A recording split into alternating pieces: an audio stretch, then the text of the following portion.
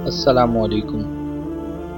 رزق کی تنگی کے اسباب: ساتھ مل کر نہ کھانا، سود پر کام کرنا، بدکاری کرنا، طہارت کا خیال نہ کرنا، زکوٰۃ ادا نہ کرنا، ٹوٹے ہوئے جوتے استعمال کرنا، قطع رحمی کرنا، مانگنے والوں کو جھڑک کر منع کرنا، مال کی ہرس کرنا۔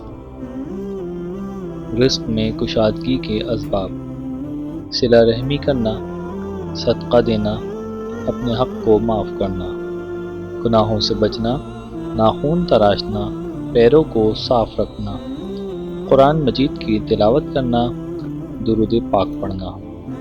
لہذا دوستو، مال کمانے کی کوشش ضرور کریں مگر اس پر حریص نہ ہوں، اور جب اللہ پاک مال عطا کرے تو دوسروں کو بھی اس میں شامل کریں۔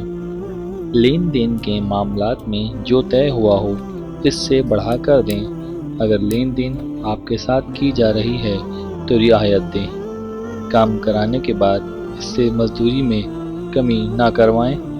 ایک بات عرض کرتا چلوں، اگر یہ تحریر اچھی لگے تو مطالعے کے بعد ہمارے چینل کو ضرور سبسکرائب کریں اور شیئر بھی کریں۔